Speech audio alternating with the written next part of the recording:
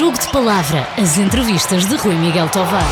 Olá, muito bom dia a todos. Bem-vindos a mais um Jogo de Palavra, desta vez nos estúdios em Gaia, da Rádio Renascença. Estamos aqui com o ilustre Pedro Moreira, grande amigo, longa data.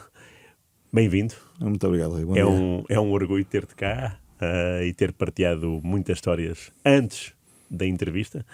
E agora vamos partilhar outras, mais interessantes ainda. Vamos ver. Eu começo por falar, eu começo pelo início, que foi a descoberta de um recorte de jornal, de uma final, É verdade. de uma final do Campeonato Distrital de Lisboa, em que tu eras jogador do Belenenses. Belenenses Louros. Louros, Belenenses. no campo do Oriental, no em campo Marvila, Engenheiro Carlos Salema, em Marvila. Ainda pelado. Ainda pelado. Isso é que ano e que vida é esta? Isso é. Bom dia, antes de mais. Deixa-me fazer aqui uma retrospectiva. Esta nossa amizade já é uma amizade de há muitos anos também. Ainda prévia a estas minhas andanças no futebol de mais conhecimento. Portanto, também é um prazer da minha parte estar contigo e poder partilhar algumas das minhas e das nossas histórias também. Antes de mais, também dizer que nunca pensei que o meu futuro está ligado ao futebol desta forma como está. E eu queria recordar de uma fase inicial aquilo que era o nosso passado enquanto crianças, enquanto miúdos, de ver televisão, de domingo desportivo, de ver o teu pai, de ouvir a voz do teu pai também, e partilhar, e aquilo que nos fez crescer e que nos fez gostar de futebol como gostamos hoje. Um futebol se calhar um pouco diferente, menos apaixonado, menos sofrido até possivelmente, mas naquela altura em que era uma diversão completa, aqueles resumos do domingo desportivo, os golos do Nhabola do Rio Ave, não é? O João no Belenenses. E o meu passado tem um bocadinho a ver com isso também. Tem a ver com o gosto que eu tinha pelo futebol, pela bola, por o dia a dia na escola, sempre com uma bola debaixo do braço. Eu comecei a jogar futebol ainda através de um amigo da minha mãe que trabalhava com ela no banco e que partilhava futebol com crianças no reformatório de Caxias. Okay. E eu todos os fins de semana, ainda tinha 12 anos, eu vivia ali em Passar, que já ali perto tu eras, ia de comboio para Caxias. Com 12 anos ia sozinho de comboio. Hoje em dia era uma coisa impensável, mas eu ia todos os sábados e todos os domingos de manhã jogar futebol com os meninos do reformatório, com meninos que estavam presos, que estavam com a liberdade controlada, mas eu era tão feliz naqueles bocadinhos. E eu penso que foi 1 ano e meio após esse início e esses fins de semana todos, tive a oportunidade de ir a uns treinos de captação no Belenenses, e foi aí que eu comecei a olhar para o futebol numa vertente mais competitiva. Foi o treinador João Silva que me escolheu naquela altura. Okay. O João que era filho do grande Carlos Silva também, que também do Belenenses. O João foi uma pessoa importante na minha vida pela escolha que fez naquela altura, que depois mais tarde até foi meu colega de curso também na Faculdade de Medicina Humana. E aquele ano, estamos a falar em 88, 89, portanto foi na época de 88, 89, e fez-se um grupo muito, muito giro. Este grupo dessa equipa do Belenenses era um grupo muito giro. Eu, curiosamente, também pela vertente do meu pai, que o meu pai também era um belenenses ferranho, adorava o Belenenses, levava-me aos jogos. Eu lembro, uma das primeiras memórias que eu tenho do futebol é mesmo essa: é ir ao Restelo ver um Belenenses Estoril, uma subida de divisão da segunda para a primeira, depois completamente cheio, o estádio completamente. Aliás, eu acho que o estádio nunca tinha enchido, era uma história que o meu pai também me contava quando eu era criança. O estádio só tinha enchido em algo ligado à religião e só. É verdade. E, portanto, era um estádio que nunca estava cheio, e naquele dia estava com imensa gente. Fiquei ali numa zona ainda contra o sol, mas eu lembro que perfeitamente. E a história que eu mais me recordo, para além da subida da divisão, foi a invasão de campo e ter chegado a casa com os bolsos cheios de relva, portanto, por guardar. Bom sinal. Por querer guardar. Portanto, eu afeiçoei-me um bocadinho ao clube naquela altura, nem imaginava que era ali que ia jogar. E curiosamente, Rui, também agarro neste bocadinho, antes de contar essa história dessa final, curiosamente, como treinador principal, foi no Restelo também que eu me estreiei. Pá. É interessante que o meu primeiro jogo no banco do Torriense foi no Restelo. Portanto, a história realmente tem muitos pontos de paragem e uns muito curiosos. Essa equipa do Belenenses era uma equipa que foi uma equipa que se criou muito gira também, um grupo muito coeso, muito forte, de grandes amizades, amigos que ficaram para uma vida. O Pedro Gonçalves, o Pedro Henriques também, que esteve aqui contigo, e foi a partir dessa conversa com ele que esse recorde apareceu. Exatamente. O Nuno Campos também jogava nessa equipa. Aliás, foi a partir um bocadinho deste percurso de vida no futebol, de formação no Belenenses, que depois o percurso da minha carreira também se fez, e estas amizades mantêm-se até hoje, e que de vez em quando estamos juntos, mas é interessante, que era uma equipa forte, era uma equipa que lutou por título. Naquela altura fomos campeões de Lisboa, à frente do Benfica, do Sporting, do Estoril, portanto, equipas do Estrela da Amadora, equipas com um potencial até mais forte. Incrível. Sim, incrível, mas era um grupo forte com jogadores que acabaram por ser profissionais. Mas diz-me só uma coisa, isso é sub-15, né? Iniciados na altura. O que é um grupo forte? Quer dizer, vocês almoçavam juntos, jantavam, qual é que é a essência desse grupo forte? Muitas vezes são as brincadeiras, o início, o balneário, as vivências, as saídas. Aquilo é um campeonato distrital que na altura nem havia campeonato nacional. Portanto, o termo de comparação normalmente era feito em torneios de final da época, normalmente era por aí, ou início ou ao final da época. E do que eu me recordo, isto já foi há tantos anos também, mas o que eu me recordo foi que o início foi assim. Fizemos um torneio em Évora, se não me engano, e o início veio daí. Fizemos o início contra o Boa Vista, contra o Porto, e fomos uma equipa muito competitiva, e criou-se um grupo forte que nos levou a ganhar alguma coisa. Sim, e depois, a partir daí, alguns de nós começaram a sair para outros clubes, a ir a seleções, e a renascer para o futebol. Mas isso realmente já foi, foi há muito tempo. Tu jogavas em que posição? Eu comecei como extremo esquerdo e acabei como defesa esquerda naquela altura. Depois, no processo de formação, acabei ali entre defesa esquerdo e 6, portanto ali entre o meio. É interessante que as pessoas recordam-se mais de mim pelo que eu batia do que pelo que eu jogava, mas mesmo isso assim, é verdadeiro ou não? Assim, é mais no pós-Belenenses do que durante o Belenenses, mas aí sim, era competente em termos técnicos, mas a minha voluntariedade era muito maior do que a minha qualidade, acima de tudo isso. Portanto, e o Pedro Henriques era que posição?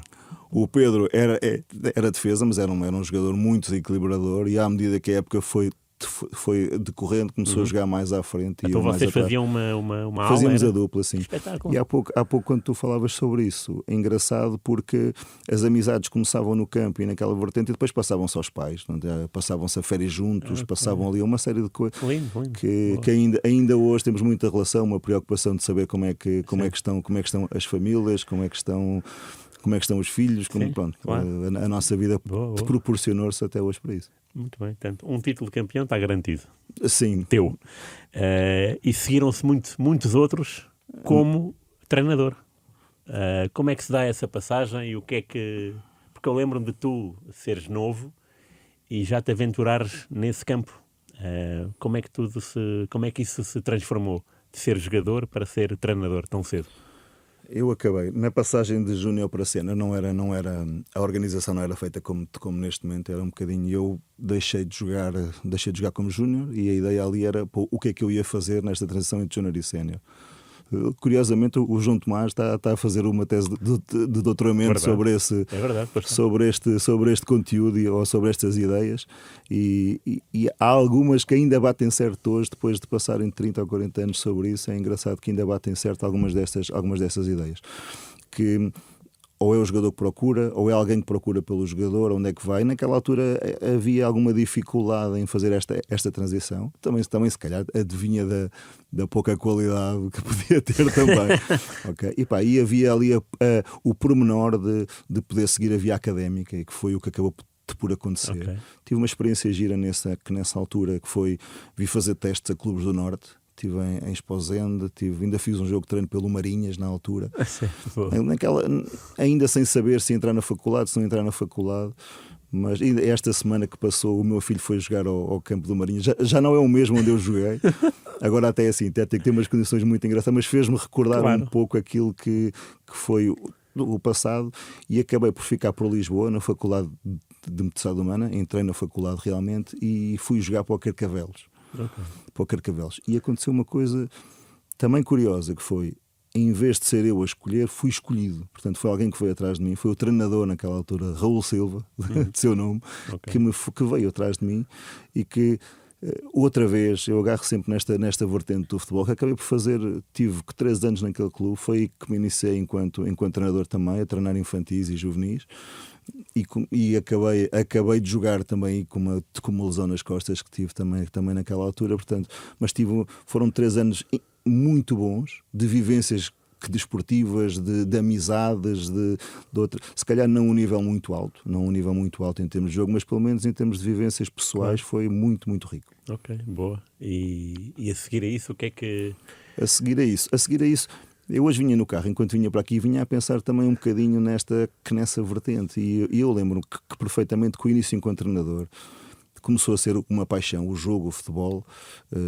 Comecei a ter ali alguma ligação, como estava a estudar educação física, o treinador agarrava os aquecimentos comigo. Muitas vezes até era por piada, portanto, isto está correto, aquelas perguntas que se fazem naquela altura. Portanto, já me queria a minha voz como uma voz às vezes não sei se era em tom jocoso, se não era, mas a ideia, mas havia ali uma partilha. E depois, como também tivemos sucesso desportivo no primeiro ano em que lá estivemos, também acabou por ser uma equipa que no campeonato distrital ganhou a Taça de Lisboa, foi apurada para a Taça de Portugal. Depois acabámos por ter uma experiência gira com uma equipa distrital na Taça de Portugal no ano seguinte. Acabou-se por criar alguns laços, mas isto para te dizer que na vertente do treino tive a possibilidade de começar a treinar miúdos. E o que eu me lembro daquela altura era muito mais o replicar do que se fazia no sénior, nos miúdos, muitas vezes. Sim. E através daquilo que fiz no curso, daquilo que ia aprendendo, da transposição para uma preocupação maior no ensino do jogo e naquilo que se fazia no jogo, que me fui enriquecendo enquanto treinador. E a primeira vertente que eu fiz assim mais forte enquanto treinador foi nos Júniores do Oeiras, portanto já... Isto em 2001 talvez, 2001, 2002, nos Júniores do Oeiras, onde tive uma oportunidade de jogar um campeonato complicado, difícil aqui em Lisboa de Sub-19, e com sucesso também. Também tivemos êxito naquele ano, com bons resultados. Aí comecei a ser um treinador obcecado por organização. Sim, já nessa altura. Pelo exercício, por aquilo que se fazia no exercício, por estatística também. Uma preocupação muito grande até me lembro que os meus adjuntos olhavam para mim e diziam: tu não me deixas ver o jogo, eu estou sempre a apontar o que é que a equipa faz. Quando tu me pedes opinião sobre alguma coisa, eu muitas vezes eu não te posso dar opinião porque eu não consigo ver o jogo. Estou sempre aqui a apontar. Era o remate, para onde é que ia o remate, de onde é que era feito o remate, qual era o cruzamento, quem fazia o cruzamento, as faltas, onde é que a falta era feita, onde é que não era, o que é que permitia. Realmente era ali o início de algo que... Essa questão adveio da passagem, não sei se tu te recordas ainda da Infordesporto, isto era uma coisa ainda. Sim. O início da estatística ainda Um site, eu lembro na altura foi com o Pedro Catita e com o Lionel, foram os dois que me levaram para essa, que ainda passei ali rapidamente por essa experiência de ir ver os jogos, de anotar essas coisas todas. De anotar ainda num computador com as teclas cheias de números do que é que se fazia. Foi aí que eu comecei a pensar e depois puxei para o meu lado, mais manual do que informático, mas puxei para mim enquanto treinador. Eu lembro de uma vez, já não te falávamos há algum tempo, porque tu não estavas não estávamos juntos em Lisboa, na zona em que frequentávamos, Lisboa, Paço de Arcos, e foi-te apanhar num telefonema em Faro. Estavas a treinar? Júniores do Farense. Isso foi depois da Oeiras. Foi, depois do Oeiras passei tive um convite, tive 2 anos em Oeiras, no início agora do estádio que o Oeiras tem neste momento, nesta transição de um lugar para o outro. Depois fui para o Olivais e Moscavide com o professor Paisano e com o João Santos, que na altura Sim. foi um ano difícil, que eu fazia treinador de juvenis, adjunto dos júniores e analisava para as cenas. Portanto, era realmente foi um ano, como eu ainda era professor de educação física, portanto não havia muito tempo. Se calhar já era uma opção por aquilo que eu queria ter para o futuro. E acabei no ano a seguir, também um bocadinho ligado à escola, ligado à questão profissional de poder efetivar numa zona num quadro de zona pedagógica que não estava a conseguir aqui perto de Lisboa. Portanto, dei aulas em Santarém 2 anos, dei aulas aqui sempre em mini concurso mais longe de casa. Acabei por ir para o Algarve, efetivei no Algarve. No início no Algarve não conhecia ninguém, fui um bocadinho às escuras. Sim, Tive um convite para ir para o Farense na coordenação. Coordenei o Farense um ano, na altura com o meu adjunto deste momento, com o José Borges. O José estava ligado à parte do futebol de 7, eu fiquei ligado à parte do futebol de 11, com uma pessoa que teve uma importância muito grande na minha vida, que era o professor André Ferran, que foi a pessoa que me chamou, que me levou para o Farense e que mais tarde até me possibilitou a transição do Farense para a Federação e para a Associação de Futebol do Algarve. Foi através dele que essa ligação foi feita, que eu depois, a seguir ao Farense, fui coordenador técnico da Associação de Futebol do Algarve. Portanto, e estas passagens, acabei realmente por treinar júniores que no Farense. Mais umas histórias que vêm a partir do Farense. Experiência de vida que fantástica, um clube enorme, naquela altura em fase decadente. Sim, mesmo. difícil. Foi muito difícil. Foi a altura em que acabaram e tiveram de recomeçar. Foi uma altura em que eu, com a equipa de júniores, jogava o campeonato de júniores e ainda fiz o início da terceira divisão pela equipa sénior, no intuito da equipa não acabar. Não sabia disso. No intuito da equipa não acabar. No São Luís? Ou jogavam? No São Luís. Jogava tanto júniores como séniores? Tanto júniores como séniores. Na altura sim. Acontecia até a coisa, porque eu era um plantel muito curto, a equipa sénior não se podia inscrever naquela situação e estava-se ali à espera de se resolvia ou se não se resolvia. E enquanto não se resolveu, os miúdos faziam um jogo ao sábado e depois o plantel curto eram quase os mesmos, jogavam ao domingo também. O início foi difícil. Tivemos ali uma história curiosa, que foi à terceira jornada do campeonato. Para os miúdos não terem este sofrimento físico daquela altura, houve uma equipa do Algarve que permitiu que adiássemos o jogo. E então, em vez de jogar 2 jogos, permitimos jogar a meio da semana. A meio da semana, boa. E ao fazer isso, nós nesse jogo a meio da semana acabamos por ganhar. E mais ninguém deu jogo nenhum, como deves imaginar. Portanto, a partir dessa altura, mais ninguém deu essa oportunidade. Okay. E depois chegou uma altura ali que foi difícil. Acabámos por quase pôr em causa a época dos júniores, e a época dos séniores acabou por acabar. O clube acabou por acabar e reiniciar posteriormente. Mas essa experiência foi ótima. Essa experiência do Farense há ali histórias engraçadíssimas. O clube acabamos por ficar em 4º lugar ali com um episódio radical na última jornada, que uma das equipas que estava à frente enganou-se no dia do jogo e por regulamento, sim, por regulamento, se houver algum problema nas últimas 3 jornadas, a equipa é desclassificada, e nós passámos de 4º para 5º, fomos fazer um play-off assim de forma rápida, quase de forma inesperada. E esse play-off também tem uma história muito engraçada. Jogámos sábado na Marinha Grande. Sábado na Marinha Grande, perdemos 2-0, perdemos clarinho. Okay. E depois eu sou uma pessoa que estimulava muito, já desde o tempo do Eiras e tudo mais, que estimulava. Era uma forma da gente também evoluir enquanto treinadores. A relação com outras pessoas, a relação com os outros treinadores, como não havia internet desta forma como há agora. Sim. A questão para saber resultados, como é que os outros jogavam, para partilhar ideias do jogo, para partilhar ideias sobre os adversários, eu estimulava isso também. E curiosamente, nesse jogo do Maranhense, fiz uma amizade muito, muito gira com o Tiago Vicente, é hoje treinador do Peniche também. O Tiago era o treinador do Maranhense naquela altura. E nós perdemos 2-0 na Marinha Grande, se calhar até merecíamos ter perdido por mais que nesse jogo, e depois jogámos na quarta-feira em Faro para realmente ver quem é que era apurado para a fase final de subida de divisão. Isto era a 2ª divisão de sub-19 na altura. E uma quarta-feira nós chegamos ao São Luís em Faro e aquilo estava apinhado de gente. Era? Inacreditável. Oi. Inacreditável. Muito Aquela baliza Sei. aquela bancada por trás da baliza, Sei não qual é. onde está, não aonde está a claque que neste momento, mas o outro lado, onde o lado dos balneários estava inacreditavelmente cheio. Quarta-feira às 3 da tarde ou 4 da tarde. A gente já se tinha percebido que o clube era grande, é um clube com uma grandeza enorme, mas naquela altura ainda nos apercebemos mais da força que ele tem.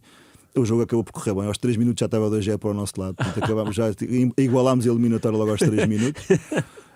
Acabámos por ganhar 6-2, mas Fantástico. se calhar o que eu me lembro mais, até nem é o resultado, é mesmo a envolvência do público, das pessoas, claro. de tudo mais, e a amizade com o Tiago. Portanto, são as duas coisas que ainda hoje retenho daquela experiência e que me enriqueceram enquanto pessoa, enquanto treinador. E essa riqueza também te transformou como pessoa e treinador, porque no fundo foste parar ao Sporting, não é verdade? Sim. Ao Sporting Clube Portugal. Outra vez também ligado a coincidências da vida. Ah, é?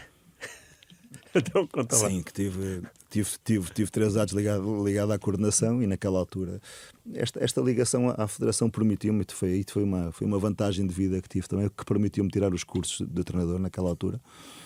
Fiz o FA e o FA Pro, portanto isto já em 2009, e na altura, foi a altura em que me casei e que resolvi sair outra vez do Algarve, apesar da vida ser muito boa no Algarve. Virmos viver para cima e fazermos a nossa vida e estabelecer a nossa vida familiar mais aqui perto. A minha mulher é ali da zona de Peniche, da Serra del Rei, e foi para onde a gente foi. E ao saberem que eu ia voltar para Lisboa, tive um convite para ir para a formação do Sporting, ali também com alguma ligação do Lionel Pontes, do Hugo Cruz também. Eram as amizades em comum que, quando souberam que eu ia estar relativamente mais próximo de Lisboa, tive essa oportunidade. E tive esse convite. Ficava longe de Lisboa, estava ainda a 90 e tal quilómetros de Lisboa, mas também foi uma experiência muito, muito rica. Foram 3 anos ligado a um alto nível de jogadores que ainda hoje estão na... Quem é que tu encontraste? Eu trabalhei ali com a geração de 98, André Franco, Tiago Dias, trabalhei com a geração de 99 também, que é a geração do Rafael Leão, do Diogo Pinto. Eles tinham quantos na anos? altura?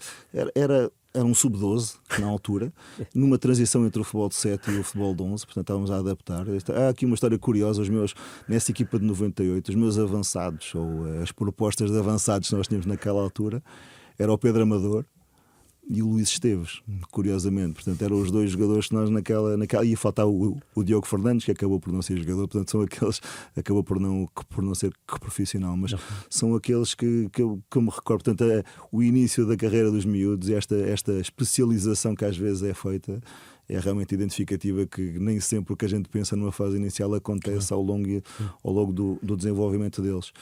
E depois tive com a geração de 99 e ainda trabalhei com a de 2001, que é a geração do Félix, a geração do... Estou a falar dos mais conhecidos, claro. Do Gonçalo Inácio também, por exemplo. Portanto, tu estás a falar de 2 jogadores da seleção, Rafael Leão e Gonçalo Inácio. Sim, também. E que tal eram como pessoas, digo? São características diferenciadas. Pessoas não, porque eram miúdos, não é? Eram crianças, mas essencialmente o ponto-chave nisto tem a ver com as expectativas que se tem perante cada um dos miúdos naquela idade, o talento, a qualidade e aquilo que se espera.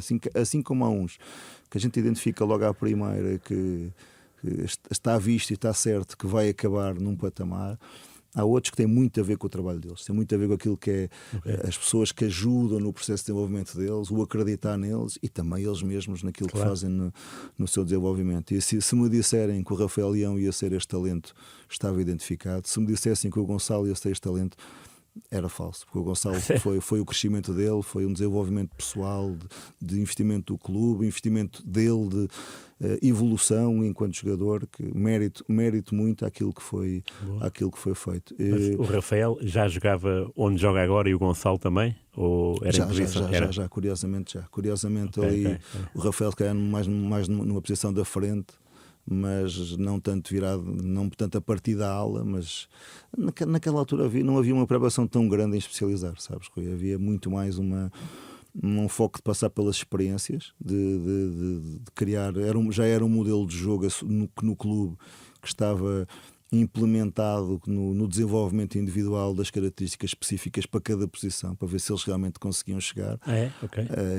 A ideia era essa. Se calhar por isso é que o Sporting é um clube tão formador de alas, por exemplo. Sim, verdade. Também tem a ver muitas vezes com este pormenor. Eu já trabalho já há muitos anos, portanto já saí há algum tempo. Claro. Não te posso continuar a ser assim, ou não te posso dizer se ainda é Claro, assim claro, ou se não é assim. Claro.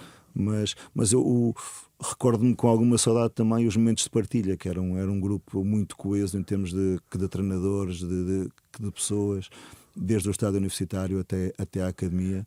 Já era no estádio universitário? Eu estive no estádio universitário, portanto eu acabei, eu fazia o meu processo de trabalho até aos sub-13, era estádio universitário, e depois havia a transição. Sim.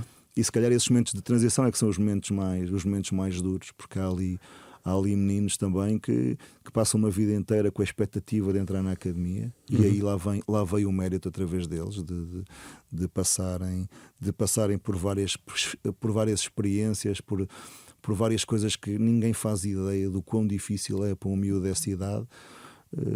Ser de Viana do Castelo, ser de Espinho, ser de Lamego, não é? ser do Algarve, claro. E acabar num clube destes com este potencial. E há ali muitos esforços que são feitos pela família, pelo próprio miúdo, que realmente são importantes, e às vezes ninguém dá muito esse valor. Eu lembro-me de um episódio de uma vez. Eu às vezes tinha essa ideia. Nós tínhamos meninos que vinham só ao fim de semana jogar, não treinavam connosco, só vinham ao fim de semana jogar. Este fim de semana até dei uma entrevista no caso do Nuno Moreira, por exemplo, que acabou por ser meu jogador de qualidade e acabou por passar por mim no Casa Pia na época passada, e acabamos por falar um bocadinho. E o Nuno era um caso engraçado. Este caso não é do Nuno, mas eu lembro-me uma vez que eu pensei: este menino tem vindo todos os fins de semana, eu vou falar com os pais e vou dizer: este fim de semana eu fico em casa para conviver com os pais, para partilhar um bocadinho mais a família, e quando eu vou jogar no fim de semana eu vejo os pais com ele a ver o jogo. Eles acabaram por vir e o pai veio ter comigo e veio-me dizer: olha, nós estávamos em casa, a gente já não sabe o que é que vai fazer, a nossa vida já está organizada à volta daquilo que é o futebol, à volta do que o nosso pequenino faz, não é? E portanto acaba por ser giro, porque todos eles vivem isto desta maneira, e acabaram por vir do norte para Lisboa para acompanhar os outros, porque a rotina passa a ser uma rotina diferente, as vivências com todos os outros, se calhar um pouco do que eu te dizia há pouco com os pais de quem jogou comigo, lembras? Sim. Se calhar um pouco por aí, fazem-se amizades também que se mantêm, que se mantêm para depois. Mas foi muito interessante também. Enquanto treinador, foi muito giro passar por esse talento todo e por esses miúdos todos. Mas diz-me só uma coisa: o Rafael Leão distinguia-se por técnica, por vontade, por tudo isto? Por qualidade, acima de tudo por qualidade. E também com a bola, dizes? Com a bola, essencialmente com bola, mas também a velocidade de execução, a facilidade, a diferenciação para com os outros. É porque parece muito descontraído ainda hoje em campo. Era isso que eu te ia falar. Okay. E havia essa questão, para ele jogar contra o Benfica ou jogar contra o Belas, era indiferente, não fazia grande diferença para ele, completamente. O jogo dele era assim. Havia meninos. Tenho a história do Thierry Correia, por exemplo, também era dessa geração de 99. O Thierry era um menino, também já se previa alguma coisa naquilo, que se calhar não num patamar tão elevado, mas já se previa. Mas o Thierry era engraçado, porque ganhava e chorava porque estava desanimado com alguma coisa, perdia e chorava porque tinha perdido. Havia sempre ali da parte dele, era extremamente exigente para qualquer coisa que acontecia no jogo, uma ação, ele ia sempre buscar algo mais negativo do que positivo. Mas havia sempre essa, já com 12, 13 aninhos, já havia essa preocupação em querer melhorar em alguma daquelas são as suas competências, ok? E se calhar é isso que justifica muitas vezes onde é que eles chegam depois. Claro, sim. E já agora, o Gonçalo Inácio, o que é que tu encontraste-o em que fase, e porque é que achavas que ele era... O Gonçalo estava numa fase de crescimento. Sabes que há muitos meninos também com o crescimento, a coordenação motora também se altera um bocadinho. Os segmentos corporais alteram-se, a relação com a bola também se altera. Eu ainda hoje tenho esse problema, agora não é lá.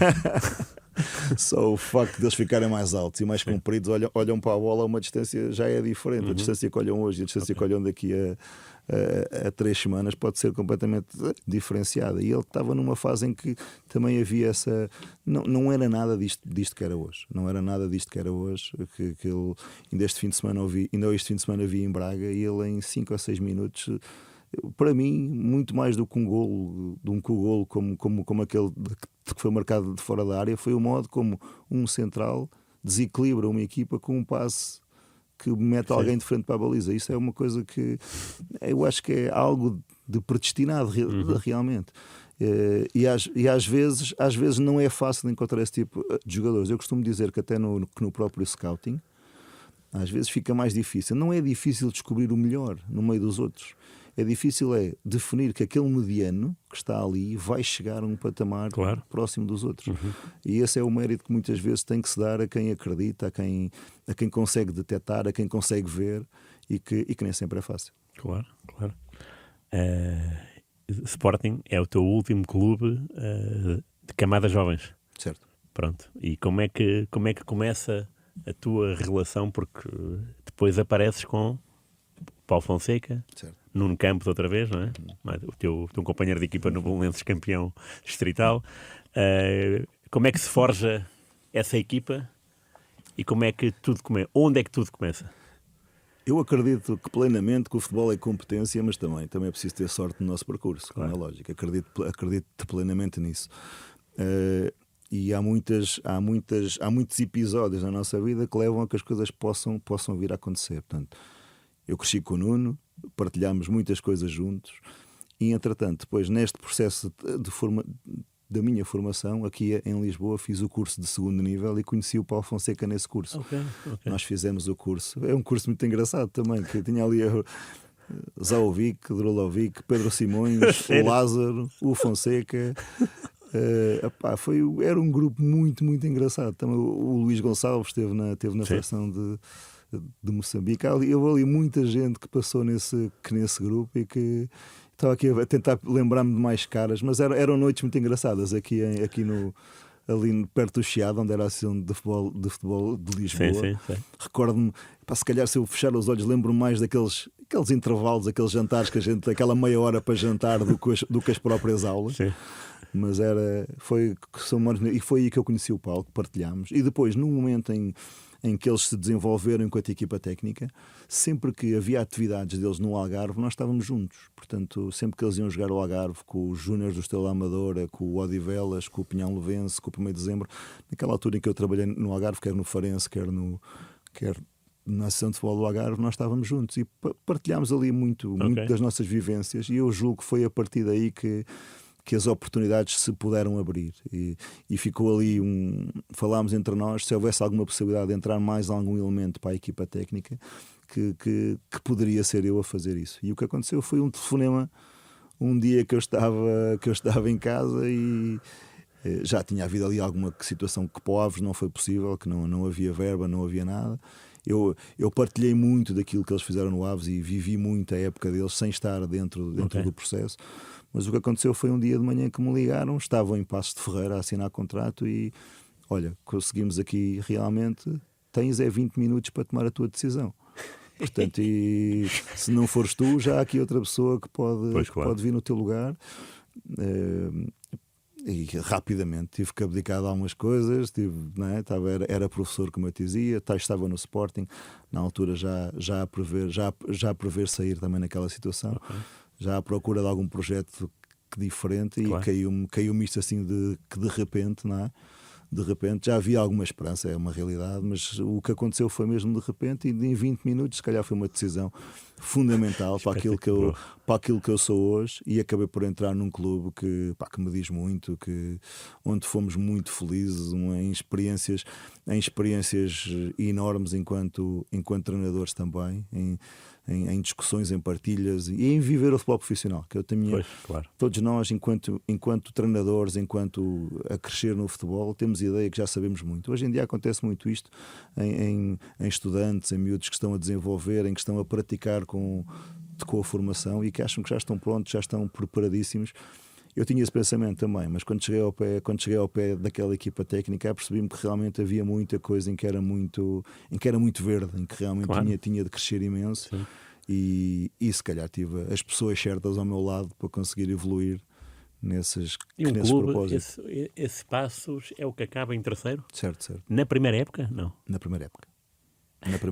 Terceiro lugar e meias finais das duas taças, não? Das duas taças, isso mesmo. Uma época só com uma época com derrotas só com o Benfica e com o Porto, portanto, no campeonato. Eu lembro que ganha em Alvalade foi 1-0, gol do Tony de cabeça, não foi? Não, esse foi lá, esse foi em Passos. Isso foi em Passos? Em Alvalade foi 1-0 do Hurtado, se não me engano. Tenho ideia que foi do Hurtado. Mas há jogos épicos que nessa época. E isso é interessante. Primeiro, a forma como se passam ideias para uma equipa, não é? É a forma como a equipa acredita nelas e as vive. E depois o que a gente sente também à nossa volta, que tem a ver ali com o pormenor de tu estás no jogo e mesmo sofrendo um golo não entrar em transe, porque sabes que mais tarde ou mais cedo o jogo vem para o nosso lado. Havia um acreditar muito grande em relação a isso. Havia realmente uma envolvência fortíssima, um grupo engraçadíssimo, giríssimo, um grupo muito, muito forte na ambição, na procura de objetivos. Que passo era esse? A equipa, digo. Eu falei do Tony porque me lembro desse gol. Até jogava, tinha sido no campo do Sporting. Ele também se lembra, de certeza. Aliás, gol de cabeça quase fora da área. Acredito que ele também se lembra. Não é? O Tony também é um bom amigo. Ficou um bom amigo a partir dessa altura. Conhecemos aí e ficamos muito amigos também. Mas era o Tony. Era uma equipa que não era por valores individuais. Foi realmente aquilo que conseguiu fazer em termos de coletivo. E da forma que foi uma época engraçada, porque nós começámos a jogar com o Moreirense e com o Estoril, que foram as duas equipas que tinham subido da segunda liga à primeira, e empatámos os 2 jogos. E logo a partir daí tínhamos feito jogos muito interessantes na pré-temporada. E para mim, eu recordo mais porque, como era um admirável mundo novo para mim, não é? Comecei a viver aquilo de forma a perceber o que é que na relação que se trabalhava muito entre o que se treinava e o que se jogava. O Paulo Nisso é um treinador fortíssimo também, naquilo que pede, naquilo que vê, naquilo que detecta. É um treinador com uma qualidade tremenda. Ainda hoje sinto que é a grande mais-valia que ele tem. É o modo como consegue analisar, ver e pôr as ideias em prática depois daquilo que vê. E o que eu lembro-me que na fase inicial começámos dessa forma e já entramos, e o futebol também vive muito disso, numa fase de algum descrédito. Empatamos, nem conseguimos ganhar às equipas que vêm da segunda liga. Se calhar este tipo de futebol não chega, estas ideias de posse, de circulação, de procura de desequilibrar o adversário não chega, é preciso algo mais. A tal vertente de um passo a passos, não é? De luta, de guerra, de espírito guerreiro. E depois, à terceira jornada, recebemos o Braga, ganhamos esse jogo, e a partir daí foi realmente uma época de sonho em tudo o que fizemos. E terceiro lugar deu direito à pré-eliminatória da Liga dos Campeões, não foi? Certo. E vocês jogaram ainda? Não. Aí já estávamos a sair, saímos entretanto para o Futebol Clube do Porto. Ok, está bem. O futebol vive muito disto, não é? O trabalho leva a ser reconhecido. E foi isso que aconteceu naquela altura. Houve realmente esse reconhecimento. Possivelmente também, até para nós, e acabou por acontecer isso. Fomos a um clube grande e voltámos ao Passos também mais tarde. Mas era a vivência, o modo como nós vivíamos o jogo, o futebol, a partilha, o modo como influenciávamos os jogadores também era um modo muito.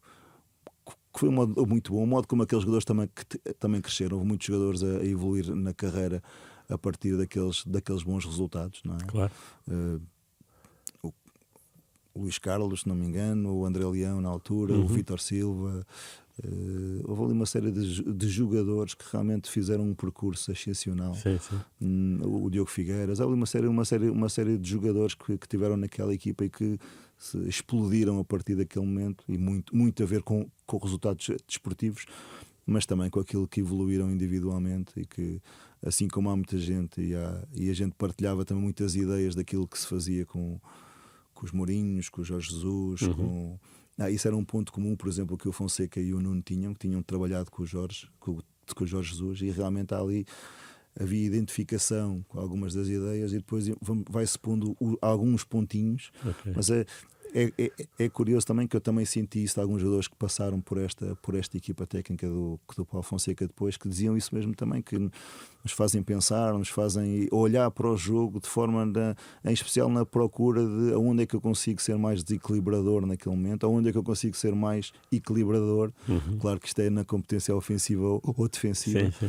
Em determinado momento, portanto eu acho que a riqueza que nós enquanto treinadores temos que ter, para além de influenciar de forma positiva, nem sempre só na perspectiva de colocar o jogador a jogar ou não, que às vezes o jogador fixa-se muito nesta posição, nesta questão de se ele me põe a jogar eu gosto, se eu não me põe a jogar eu não gosto, mas muitas vezes aquilo que se treina é algo aquisitivo para aquilo e para o meu desenvolvimento, para me tornar melhor amanhã daquilo que eu sou hoje. Claro. E tu estavas a falar em subidas meteóricas, André Leão, o Vítor, o Diogo Figueiras, mas quer dizer, a maior ascensão de todas foi da equipa técnica, né? Do Passos para o Porto. Sim. É do terceiro para o primeiro, ou do terceiro para o Porto ficou em que lugar nesse? Ficou em primeiro. Portanto, ficou em primeiro.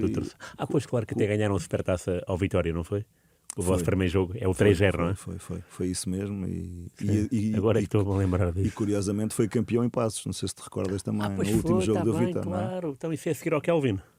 A seguir ao Kelvin, exatamente, na semana seguinte, está bem, claro. A seguir ao Kelvin. Muito bem. Ok, pois é. Tu sabes que a nossa carreira enquanto treinadores e a própria carreira do Paulo, muitas vezes, ainda agora há pouco tempo dei uma entrevista e há essa questão, que há muitas vezes essa pergunta. A gente acaba muito por bater no Porto, porque possivelmente também, para além da falta de preparação que assumem que nós não tínhamos naquela altura, na falta de preparação e aptidão para um nível tão alto naquela altura. Eu acredito que isso era capaz. O Paulo publicamente já o assumiu também, mas muitas vezes tinha a ver, possivelmente até com o tipo de liderança que se tinha, ou que se tem perante um grupo, que a gente pode realmente adaptar em função das circunstâncias. E eu acho que é aí que nós ficamos mais ricos, que é quando percebemos que algo pode acontecer ou algo influenciar.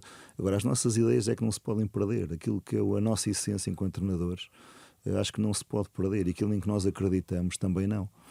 Temos que ser estrategas, temos que ser adaptativos, temos que procurar o sucesso nas entrelinhas daquilo que o adversário nos dá, não é? Mas acreditar sempre que as nossas ideias nos vão levar a um bom Porto. A um bom Porto nas duas vertentes. E o que acontece, o que eu te estava a dizer é que muitas vezes, ao analisar uma carreira, se fala mais num insucesso, e praticamente foi dos poucos insucessos que tivemos, claro, não é? Em termos de desenvolvimento. E ainda agora que na história do Paulo se calhar foi mesmo a única equipa em que ele saiu a meio e tudo mais. Portanto, isso acontece e claro, temos de crescer com isso. E muitas vezes já crescemos, já interiorizámos aquilo que aconteceu e agora vamos utilizar isso para ultrapassar. Mas acaba por acontecer que as entrevistas vão sempre atrás da pedra da forma como ultrapassamos a pedra. Sim, tu estás a falar disso e eu, por exemplo, lembrei-me por coincidência, né? Lembrei-me da vitória da Supertaça 3-0, começou muito bem. Até o Licá marcou, que tinha sido um reforço, não é? Certo. Mas o jogo que mais me vem à memória, não sei porquê, ou melhor, sei, mas não sei porquê, que é logo o primeiro. É um jogo que é já em 2000, portanto, é no ano civil seguinte, sim, é com o Benfica e é na ressaca da morte do Eusébio, portanto é o Benfica-Porto. E é um jogo que, lembrei-me agora, nem me lembrava que era o Paulo Fonseca, o treinador do Porto, mas tu estavas lá, que ambiente especial é que se viveu nesse dia? Porque para o Porto também é especial, porque estamos... É para todo o país, não é? É um ambiente em que o Benfica joga com o Eusébio nas costas, os jogadores todos, não é? Verdade. E o que é que isso se transmite desde que se entra no estádio até sair? Era uma envolvência especial naquele dia. Um barulho enorme, ensurdecedor também. Eu tenho 3 jogos de barulho. Boa, dizer, tenho 3 jogos de barulho. Diz. Tenho esse que foi realmente difícil. Era quase como... Foi um jogo muito, muito complicado de se viver. o Benfica teve uma supremacia grande em relação à equipa do Porto naquele jogo. Perdemos 2-0, se não me engano. Garay e não me lembro mais. Foram realmente superiores a nós. Não conseguimos contrapor a superioridade do adversário. Se calhar até a sentir o peso daquilo que era o ambiente, até possivelmente. Depois, ia falar em questões de barulho. Em barulho, lembro-me de fazer um Vitória Braga também, que realmente em Guimarães, apercebi-me daquilo que é a envolvência do estádio como do Vitória, num derby daqueles também. Claro. Sim. E curiosamente, esse já ganhámos, portanto já foi gol do Rafa, portanto foi? Gol do Rafa nessa altura. E lembro-me de jogar com o Braga também no Fenerbahçe, que realmente foi, esse foi. Eles saltavam na bancada e o relevado mexia, portanto foram os três que eu me recordo mais. E apesar de ter vivido muitos outros derbys de Roma, claro, experiências de Champions, pronto, várias outras vivências, mas esses foram aqueles jogos de barulho que, se calhar, há pouco aqui em off falávamos na Bombonera, não é? Falávamos naquilo que pode ser os jogos na Argentina e que nos deixam curiosos. Que é o nosso sonho, não é? O que é que será aquilo? Pelo menos ou estar lá ou vivenciar algo daquilo. Sim, claro. Estar lá de perto. Mas deixa-me, vou voltar ao Eusébio e a seguir estamos aqui a lembrar de uma história interessante. Claro. Esta mudança entre estádios vazios e estádios cheios também. Sabes que a nossa passagem do Shakhtar para a Roma também teve um pouco a ver com isso, de querer maiores ambientes, maiores vivências. Imagino. E tudo mais. Esse jogo que voltando atrás, esse jogo do Eusébio foi realmente uma envolvência forte, sentimental, vivida, aquilo. Eu não quero ser mal interpretado, mas realmente era um jogo onde eles tinham praticamente de ganhar com aquela forma de viver o jogo, não é? Sim. E portanto nessa situação foi realmente uma ótima experiência de se viver. Que tenho pena que não tínhamos conseguido algo de diferente que no resultado. Nem a própria exibição foi muito conseguida. E pronto, nesse Clube do Porto acabámos por sair em terceiro lugar. Naquela altura até saímos com uma derrota com o Marco Silva no Dragão, se não me engano, e com a equipa ainda apurada Mas estava na Liga Europa. Estava. Nos quartos de final. Tínhamos ultrapassado o Eintracht, se não me engano. Ok. Depois a seguir julgo que jogámos com... E com o Nápoles, não? Não, já foi o Luís Castro que fez esse jogo. Está bem. Com o Nápoles já foi o Luís. Nós fizemos o Eintracht também num jogo... Não foram 2 empates, ainda os golos contavam. Estás-me a fazer andar para trás. Estás-me a fazer andar para trás muito. Eu tenho boa memória, mas já não vem tudo. Já somos dois. Não vem tudo. Já somos dois. Mas e falaste no Shakhtar, e de facto vocês, equipa técnica portuguesa do Shakhtar, é chegar, ver e vencer, porque o Dinamo Kiev era o bicampeão em título. E o Shakhtar consegue romper essa hegemonia, não só romper, como ser tricampeão. Certo. E nunca tinha havido um treinador português tricampeão lá fora. Ou seja, 3 anos seguidos. Lá fora, na Europa, atenção, o Manuel José já tinha conseguido isso no Egito, o Pedroto em Angola, mas de facto esse Shakhtar é uma equipa irrepetível. Estava tudo à mão de semear. Eu devido, porque o Shakhtar não jogava em casa. A região do Donbass já estava a viver uma guerra civil, portanto, vocês nunca jogaram em Donetsk, no fundo, não é? Portanto, jogaram sempre em campo neutro ou fora. Certo. Portanto, ser tricampeão, ganhar 3 taças da Ucrânia, em que mundo é que vocês viveram?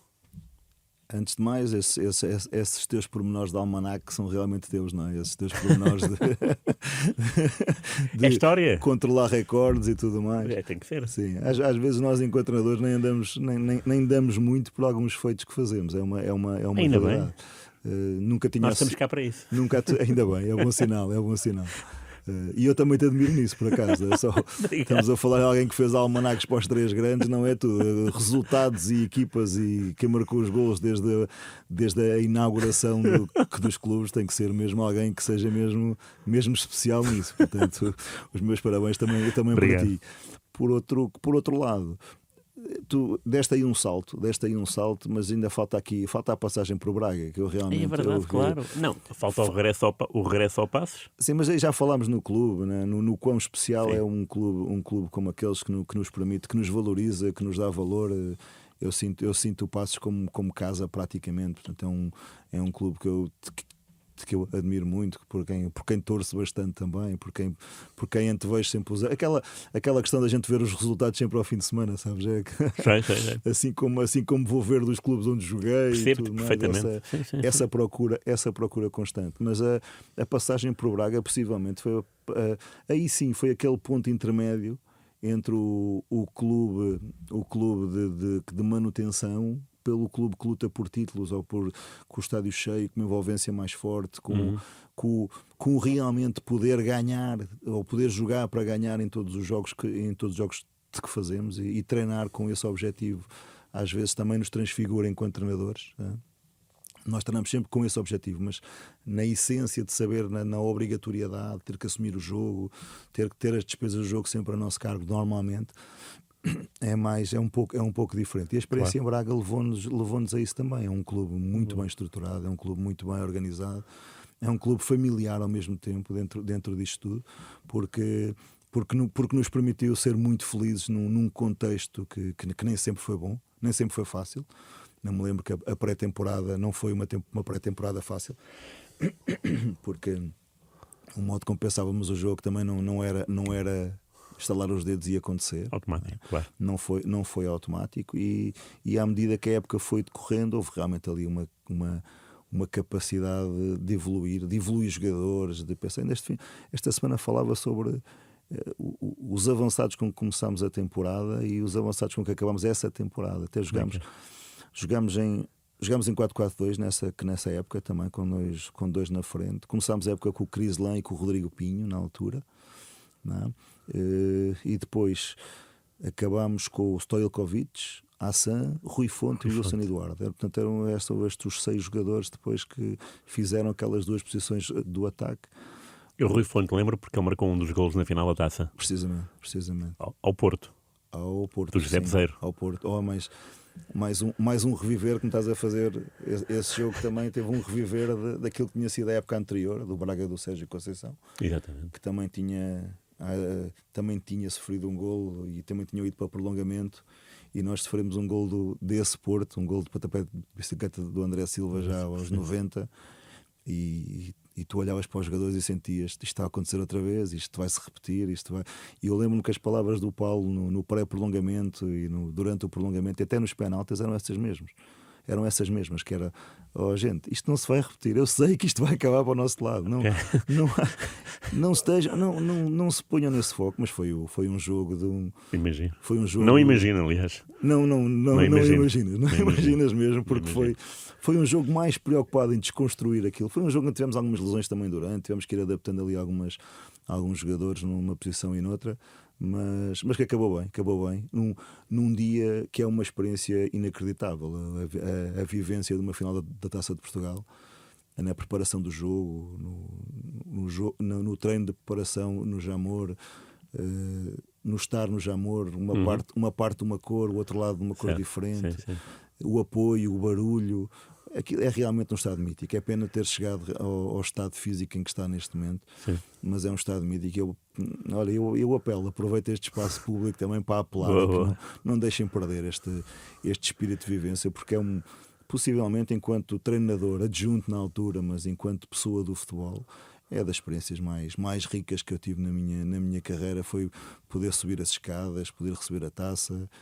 Ainda só por piada, tiraram uma foto na altura, no momento em que a gente levanta a taça, e essa foto ainda está numa zona de referência do Estádio do Braga, e muitos amigos meus, quando vão ao Estádio do Braga, mandam a foto porque eu apareço na foto, sabe? Portanto, isso para tu veres as voltas que claro. Os anos passam, as voltas que dão. Mas nós continuamos na história ou pelo menos vivemos a história dos clubes dessa forma, e foi um ano muito, muito engraçado, e que nos fez chegar realmente a um clube grande, a um clube que nos deu independência financeira, onde nos pôde realmente catapultar para Champions. Já tínhamos jogado a Champions no Porto. Sim. Mas uma situação mais a correr, digamos, nem deu para viver muito bem. E naquela altura ainda passámos que não começou bem. Essa época foi uma época difícil. O início foi muito duro, O início foi muito duro. Estás a falar Do Shakhtar. Shakhtar, foi, o início O foi. início foi muito duro. Mas vocês acabam a época regular sem derrotas, não é? Deixa-me lá vou eu outra vez rebobinar Sim. para contar histórias. Eu acho que essa época regular, porque o campeonato ucraniano depois tem a fase final. Basicamente, nós fomos para o Shakhtar em função disso que tu disseste. Tá? Curiosamente, foi o Shakhtar que nos eliminou nos quartos de final da Liga Europa com o Braga, na altura. Okay. Nós recebemos o Shakhtar e fizemos um jogo fantástico em Braga, perdemos 2-1 e depois fomos a Lviv, que eles na altura já jogavam em Lviv, e foi sem espinhas. Perdemos 4-1, mas os próprios jogadores do Shakhtar ainda se recordavam do que nós tínhamos feito naquela primeira mão, porque realmente tinham sofrido, em especial em não posse, portanto, quando não tinham a bola, tinham sofrido bastante contra um Braga, que olhavam para ele com uma equipa inferior, e isso não tinha acontecido. Okay. E quem é que faz a ligação? Ou seja, quem é que é o responsável, se é que há? Para vos levar para... Houve ali alguma indicação que nos fez chegar na análise daquilo que era o jogo, na relação direta naquilo que a equipa fazia e porque é que tinha resultados, e vê-se pelas escolhas de treinadores que o Shakhtar teve a partir do momento em que o Paulo saiu, não é? Aí depois, a partir desse momento, se calhar com uma ligação maior ao mercado português, porque houve este sucesso. Mas foi muito a ver com os resultados conseguidos, com a forma de jogar e uma clarificação naquele momento daquela eliminatória que realmente era um treinador indicado para aquilo. Mas o início foi muito duro. Foi muito duro porque a pré-época foi difícil, porque haviam 9 anos de Lucesco na equipa, com uma forma de liderar específica, com características pessoais de liderança que não eram as mesmas que nós tínhamos. Claro. Uma diferenciação em algumas situações entre ucranianos e brasileiros que também era feita, e a procura maior quando chegámos era realmente equipar, a criar um grupo, uma coesão, uma organização, até na parte logística, mudar regras e hábitos não é fácil, não é? Tais como? Eu lembro-me num dos primeiros jantares que a gente teve, nós sentámos-nos e o Paulo perguntou: quem é aquele rapaz que está ali ao lado daquele jogador? Eu nem vou dizer os jogadores, mas quem é aquele rapaz? É um amigo dele, pronto. Então era comum os amigos também participarem em alguma... Pronto, e nós era cultural, tinha a ver com aquilo que era a cultura. E estamos a falar no primeiro jantar de equipa que nós temos, e estava o amigo do jogador a jantar com eles. Portanto, houve algumas dessas mudanças. O início foi difícil porque regras, exigência, esses patamares. Começámos a temporada oficial a perder a Supertaça com o Dinamo nos penaltis. Um jogo onde fomos superiores, mas perdemos. A seguir jogámos o apuramento para a Champions com o Young Boys também. Ganhámos 2-0 em casa. Praticamente podíamos ter goleado esse jogo facilmente. Só ganhámos por 2-0, e depois fomos à Suíça e fizeram 3 remates, perdemos 2-0. O jogo foi a penaltis, perdemos nos penaltis. E estamos a falar em perder um apuramento. Sabes quantos milhões é que vale o apuramento, não é? Nessa altura, muitos, claro. Mas... E começa logo uma dúvida latente, claro. Se o treinador consegue, se o treinador tem unhas, se consegue, se não consegue. Na semana seguinte jogamos campeonato. Jogámos, curiosamente, foi com o Karpati de Lviv também, era o estádio onde nós, que era a nossa casa. Sim. Jogámos contra o Karpati, ao intervalo estamos a perder 2-0 também. E eu praticamente, aquilo que eu senti, eu costumo contar esta história várias vezes, porque nós aí para o balneário, e antes da intervenção a gente já estava quase a arrumar as malas e a fechar e a dobrar camisolas, e já estava a preparar a ida para casa, não é? Realmente, porque no contexto em que estávamos. E não me esqueço, virámos para 3-2. Eu não me esqueço de como foi esse 3-2, de como os jogadores celebraram, com quem é que celebraram, o que é que fizeram, o modo como estavam. E o futebol é realmente... Estas vivências fazem do futebol uma riqueza tremenda. Tivemos 28 jogos depois desse jogo sem perder. Portanto, criámos uma sequência. Perdemos com o Celta de Vigo, já para a Liga Europa, já... Fizemos uma Liga Europa fabulosa naquela altura, com cheio de recordes, mais golos, mais pontos. Ganhámos os 6 jogos da Liga Europa nesse grupo. Portanto, foi... E catapultou-se para 3 anos. Portanto, a partir desse jogo. Mas isto para te dizer que ali, naquela altura, eu penso que esse jogo foi para aí à terceira ou quarta jornada, portanto já tinha começado o campeonato, mas tínhamos perdido a Supertaça e tínhamos perdido o apuramento para a Champions, e praticamente podia não ter o sucesso do Paulo naquele contexto, podia nunca ter o sucesso do Paulo e o nosso podia nunca ter acontecido por um pormenor destes, num jogo onde se calhar houve um clique que fez a malta mudar, radicalizar no bom sentido, e foi uma experiência. Teve a ver com a palestra ao intervalo, por estar a perder 2-0? Ou... Não só, mas também. Foi uma palestra dura, foi uma palestra de agressividade, de modo de entrar, sim, muito mais volitiva do que organizativa, mas e não era por estar a jogar mal, não era. Muitas vezes tem a ver mesmo com pormenores associados à confiança e a assumir o jogo e a ser eficaz nos determinados momentos em que participam, e foi isso que aconteceu. Era um jogo onde estávamos a ser realmente... O campeonato ucraniano tinha essas características naquela altura. Eram jogos difíceis, muito mais ainda hoje. Estas semanas que passaram, fala-se muito também sobre isto. Muitas vezes é mais difícil jogar contra blocos baixos e equipas que estão relativamente próximas da área, com muita gente, do que jogar com espaço e a ter vantagens do espaço. E o campeonato ucraniano dava-nos essa riqueza, porque durante o campeonato jogávamos com certas características. Muitas vezes avaliar adversários era curioso, mas eles contra nós não jogavam da mesma forma. Pois. Mas depois tínhamos os jogos europeus, onde mudava um bocadinho, não é? Pronto, era uma forma completamente diferente. E possivelmente o que aconteceu ao fim dos 3 anos também tinha a ver um pouco com isso. É que estávamos a viver sempre as mesmas situações, os mesmos estímulos, as mesmas pressões, não é? Era praticamente o jogo europeu, tinha umas características que o campeonato também não tinha. Juntamos a isso a tal questão de público, que não com estes problemas sociais que o clube tinha, que o país tinha, que já se previa que pudesse acontecer alguma situação como a que está a passar agora, infelizmente. Houve sempre esta questão que não havia pouco público, havia pouca gente na envolvência.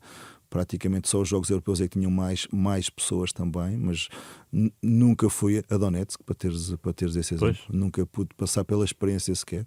E curiosamente, quando jogámos com o Shakhtar, havia pessoas do Braga que já tinham jogado no Donbass e que diziam que era possivelmente o melhor estádio onde já tinham estado até hoje. Era muito bonito. Sim. Era muito rico. Tu chegaste a estar em Donbass? Cheguei na meia-final do Europeu, Portugal-Espanha. Pronto. Dos penaltis. Foi lá, Donetsk. Muito bonito. E a cidade era lindíssima. Verde, muito verde e muito jovem. Não sei se é uma cidade de estudantes ou não, já não me lembro, mas notei que era uma cidade muito, muito jovem, ao pé de Kiev, ao pé de Kharkiv, ao pé de Lviv, que foram as cidades que eu tive no Europeu. O que eu sentia era um brilho nos olhos das pessoas quando falavam nisso. Muito bonita a cidade, sim. Estive lá um dia e meio, mas gostei bastante. Sentia um brilho nos olhos das pessoas quando falavam sobre isso. O que acontecia à nossa volta é que a maior parte das pessoas que trabalhavam no clube eram pessoas que tinham vindo de Donetsk. Portanto, o presidente ao mesmo tempo também agregou as pessoas que vinham deslocadas. Claro. Muitas vezes trabalhava o pai, trabalhava o marido, a mulher, a filha, trabalhava muita gente que no clube. E o clube também era isto. O clube também era isto. E acredito também que a nossa passagem tenha deixado alguns pontos positivos, não só em vitórias, mas como que nas pessoas, nas relações humanas, e até o modo como eu olho para esta guerra, para estas pessoas, para aquilo que é a Ucrânia, até os olhos com que eu olho esta envolvência que se passa agora, criou em mim aqui sempre alguma tristeza. Ver imagens de sítios onde eu estive a irem abaixo, a explodirem. Há coisas que a gente olha e associa, e que fui tão feliz nestas situações e vejo isto desta forma, que é muito duro. Portanto, ainda vivo estes problemas de forma ainda mais efetiva, e espero que as coisas se resolvam o mais rápido possível. Não sei de que forma, mas naquilo que eu puder ajudar, serei sempre uma pessoa cooperante para isso. Vocês saltam para Roma, para um campeonato bastante apelativo, não é? O que é que encontraste em Roma e na Roma? Na Roma. Roma era o nosso, é um daqueles clubes que todos nós gostamos desde miúdos, não é? desde A cor da miúdos, camisola, o Falcão, o Conti, o Giannini, é verdade. o Totti. Falas em Conti, foi das primeiras pessoas que eu encontrei quando cheguei a Triória, quando entrei no centro de treinos, foi das primeiras pessoas que vi.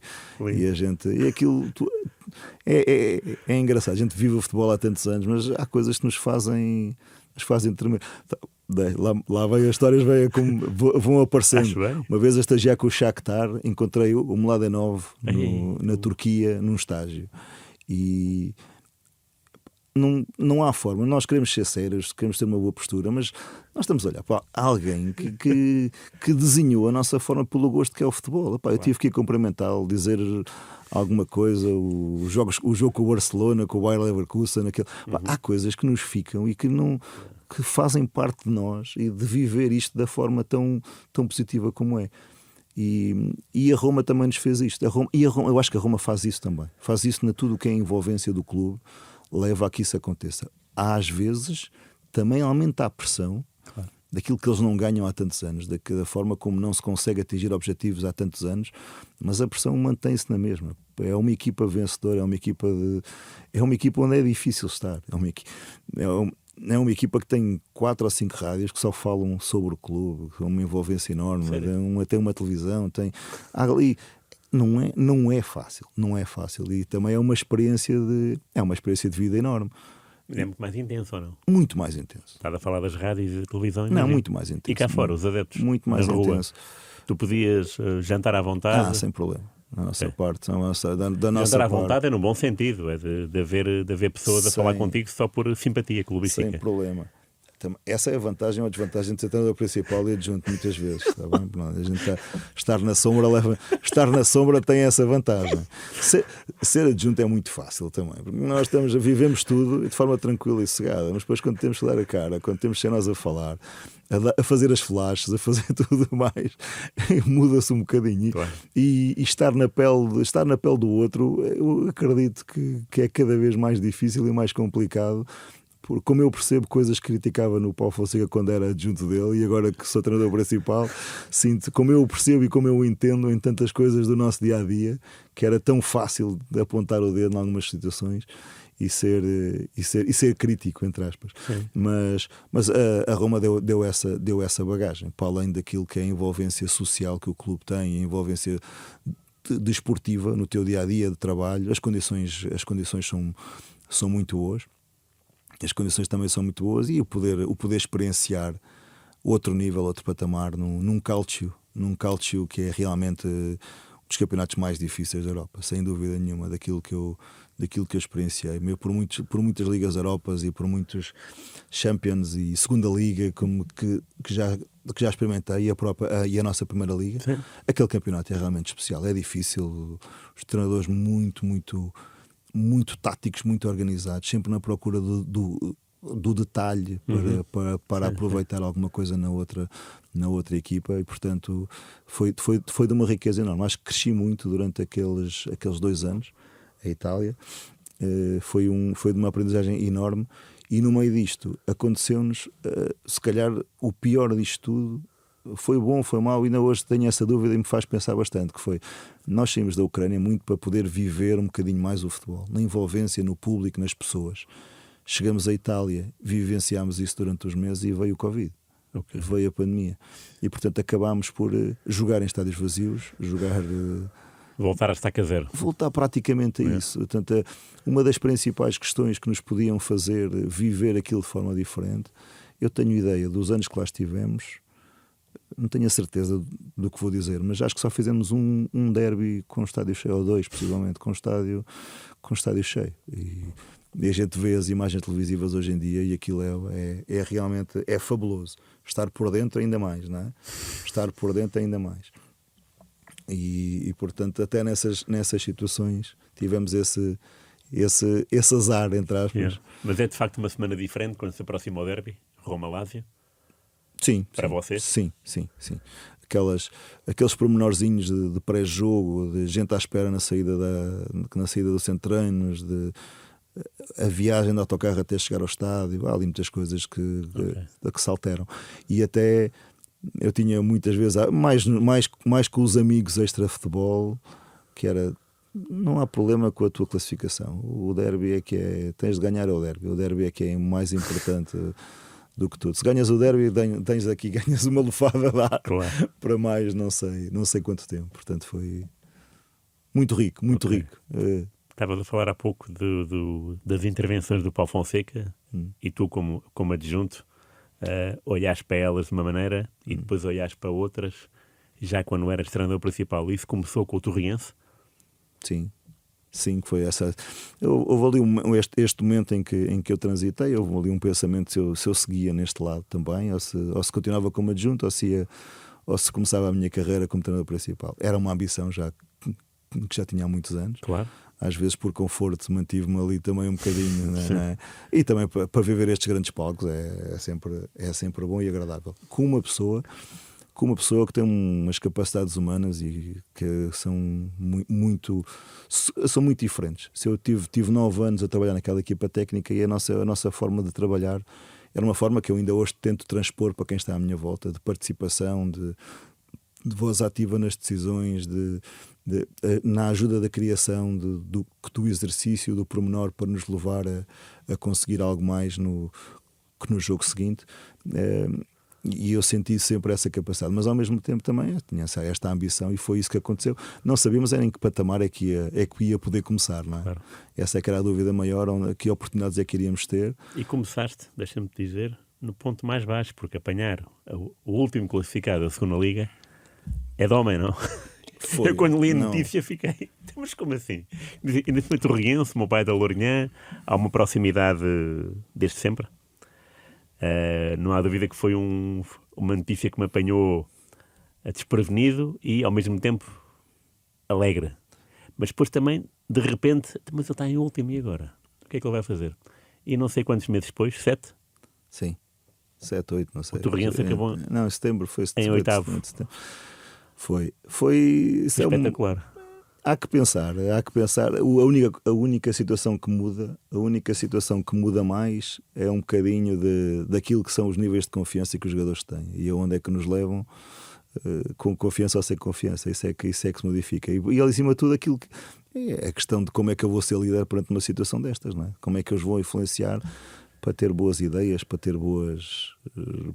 conseguirem fazer aquilo que a gente mais gosta. Como é que vou conseguir ter sucesso, marcar golos, não sofrer golos e tudo mais. E as características da equipa era uma equipa feita com base naquilo que tinha sido a Liga 3 do ano anterior, muito com essa base. Não estavam a conseguir pôr isso no campo naquela altura. Criámos ali algumas nuances de diferenciação no modo como pressionávamos, como nos organizávamos, em especial no momento com bola. E tenho essa situação para te contar. Há pouco, no jogo do Restelo, Sim, na estreia, consegui marcar gol na primeira jogada como treinador principal. Portanto, Nada mal. um bocadinho associado a essa questão de, entretanto, depois eu sofri 3 e perdi o jogo, tá bem? Vamos pôr assim, vamos pôr o pormenor, mas O fun fact é completamente. O fun fact foi ter começado e possivelmente foi a forma como iniciámos este percurso. Uma posse, um minuto e um quarto com bola, a capacidade de ir à procura de espaços, circulando a bola por trás, entrando entre linhas, não deu, fomos ao corredor contrário. Pronto. E isto também levou depois a que a equipa ganhasse um novo estímulo. Foi uma temporada muito interessante, em especial no modo como a equipa se estava nos jogos. E o que eu sentia é que estamos a falar, se o campeonato, em função do que nós fizemos, portanto, durante o momento, nós entramos à 8ª jornada, se não me engano, e se o campeonato tivesse iniciado naquela altura, a equipa tinha ficado em 6º, 5º lugar, julgo eu, se o campeonato se iniciasse naquela altura. Para os níveis que a equipa tinha, era muito interessante. Era uma equipa que se fazia valer e que se fazia notar por aquilo que fazia em posse, mas o ponto mais forte dessa equipa era não sofrer golos. Portanto, era engraçado como se conseguia valer de um pormenor, mas era o outro que lhe dava mais equilíbrio e mais segurança para poder estar sempre mais perto de ganhar os jogos. E aquilo que eu posso dizer enquanto treinador é que agradeço a oportunidade que tive naquele jogo. Eu penso que ainda viste algum jogo no... Vi com o Farense, 1-0, gol de canto, sim, bola parada. Sim. E havia aí prémios, não era? Havia prémios, nas bolas paradas, é né? verdade. Sim, com o senhor. plantel, como é que era o esquema? Não me recordo bem desses pormenores, não me recordo, mas havia. Mas estava associado a folgas, estava associado Boa. estava associado a alguma situação ou pagar frango no dia, a equipa técnica pagava, ou eles pagavam, era assim alguma situação associada a isso. Não me lembro com pormenor, mas era alguma coisa assim. Ou ganhar 2 jogos seguidos, ou pontuar em 2 jogos seguidos.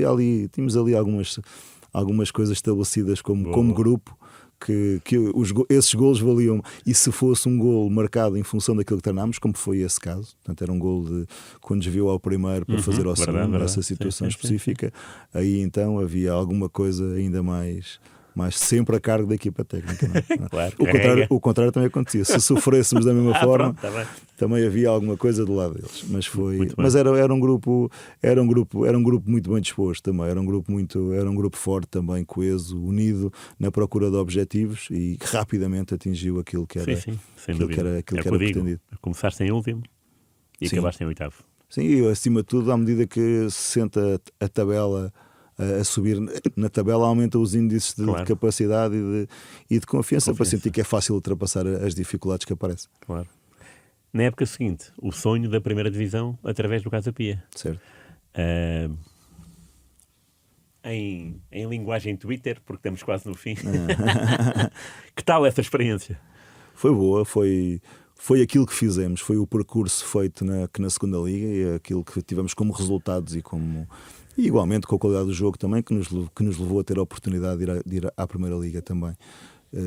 Foi no clube que nos abriu as portas também, que nos deu essa possibilidade, essa oportunidade.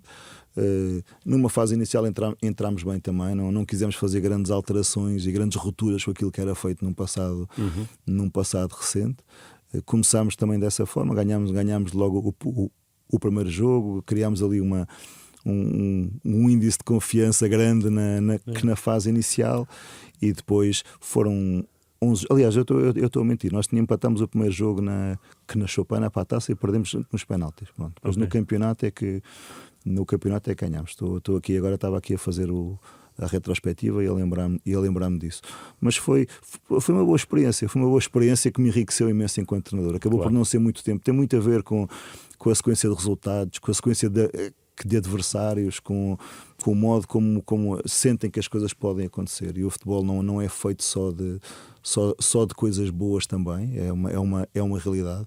Eu acredito que nós em 11 jogos perdemos 6, e desses 6 jogámos 3 desses 6 foram contra equipas grandes do nosso campeonato. Portanto, há aqui alguma coisa. E mesmo no momento, nós criámos ali alguma ruptura na altura que mudámos de um sistema de linha de 5 para 4-4-2 na altura. E a equipa mostrou muita competência. Fizemos algumas situações, mesmo em jogos que não ganhámos, a equipa foi superior ao adversário, mas em algum detalhe não conseguiu se superiorizar. Sim. E portanto esses detalhes às vezes são importantes e fazem diferença, e eu acho que é aí nesse pormenor da estratégia e do detalhe, de ser muito mais rigoroso com isso, que eu possivelmente enquanto treinador cresci imenso nesta passagem pela Primeira Liga, não sendo fiel às ideias, sendo fiel àquilo que eu penso, mas ao mesmo tempo perceber que realmente é importante ser equilibrado em alguns momentos, ou mais equilibrado ainda, e ir à procura desse sucesso. Sinto muito mais preparado neste momento, sinto muito mais capaz e à espera realmente daquele projeto que venha de encontro àquilo que são as minhas ideias, e que este percurso que estamos a falar desde o início deste podcast é um percurso que muitas vezes se diz na questão de é experiente, não é experiente, está preparado, não está preparado. A gente já vive o futebol há tantos anos, realmente. Pode não ser a nossa voz, a voz do líder, pode não ser, mas são vivências que nós temos, como lidar com jogadores de patamares elevadíssimos, com salários elevadíssimos, passar pelo ponto intermédio, passar por um ponto mais baixo, saber de que maneira é que influenciamos as pessoas que estão à nossa volta com mais capacidade, porque uma coisa é certa, todos queremos ganhar neste jogo. Todos queremos ganhar. Sim. E tu já viveste isso tudo, não há dúvida. Eu já vivi isso tudo. Eu sinto que já vivi isso tudo. Mas queres viver mais, como é lógico, não é? Também tens só 49 anos, não é? Obviamente. Tens muita vida pela frente ainda. Obviamente. E vais ter. E esperemos que depois voltes cá ao jogo de palavra, à Rádio Renascença, porque de facto foi uma conversa agradável. Fantástico, obrigado. Muito obrigado por teres vindo. Eu é que agradeço também. Desejo-te a maior sorte, como sempre, né? desde há 30 anos. Ainda não sabia no que é que tu ias ser, mas agora de facto cada vez que te leio nos jornais e na imprensa fico sempre comovido, porque ver um amigo sempre a ser notícia é muito interessante, né? Não estamos à espera disso quando temos 18 anos ou 19 e de repente chegamos a um ponto, isto é fantástico. Que sejam notícias com boa razão, não é? Claro. Que sejam notícias positivas acima de tudo. Sempre positivas, sim, sempre positivas. Foi mais um jogo de palavra. Muito obrigado por marcar presença. O nosso convidado hoje foi o Pedro Moreira. Obrigado mais uma vez. Muito obrigado, pode seguir-nos rr.pt, YouTube, Spotify e outras plataformas. Para a semana cá estaremos. Mais uma vez. Obrigado.